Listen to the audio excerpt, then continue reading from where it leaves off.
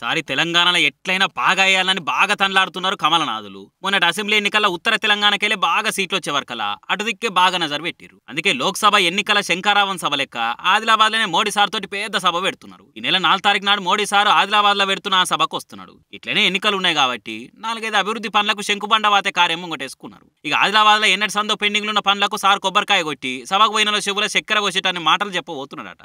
ఆదిలాబాద్లో airport, Maharashtra Bela highway road, Adilabad town అభివృద్ధి కోసం నిధులు, టెక్స్టైల్స్ పార్కు, ఇటువంటి వరాలను మోడీ సార్ ప్రకటించబోతున్నాడు. అవన్నీ అయితే కావో తెలియదు కానీ ఎలక్షన్లలో ఆదిలాబాద్కి వెళ్ళి మళ్ళోపారి ఎంపీ సీట్ గెలిచేందుకైతే బాగా వెళ్ళిపోతుందని బీజేపీ వాళ్ళు ఎక్కువ చేస్తున్నారట. ఈసారి బీఆర్ఎస్ కు ఒక్క సీట్ అనే జిక్కకుంటా కాంగ్రెస్ బీజేపీల నడమలనే పోరుండాలని 2 పార్టీలు గట్టిగా నజరేసినాయి. బీఆర్ఎస్ ను డక్అౌట్ చేసేందుకు ప్లాన్లు వేసినాయి. అందుకే మోడీ సార్ స్పీచ్ కూడా బీఆర్ఎస్ టార్గెట్ గానే ప్రిపేర్ చేసినట్టు తెలుస్తున్నది. కానీ ఇంకో దిక్కు బీఆర్ఎస్ బీజేపీ పార్లమెంట్ ఎన్నికల కలిసే పోటీ చేస్తున్నాయన్న మాటలు కూడా వినబడుతున్నాయి. ఇసొంటి టైంలో బీఆర్ఎస్ సిట్టింగ్ ఎంపీలు అంతా ఒక్కొక్కరుగా పోయి బీజేపీ తీర్థం పుచ్చుకుంటున్నారు. ఎన్నికలు వచ్చే వరకల్లా సిట్టింగ్ ఎంపీలు ఎవ్వరు కూడా కార్ సీట్లో కూర్చునే తట్టే లేరు. మరి ఈ టైంలో బీజేపీ బీఆర్ఎస్ తోటి పొత్తు కూడుతుందా, కాంగ్రెస్ టార్గెట్ ఎలక్షన్ లో పోతుందా?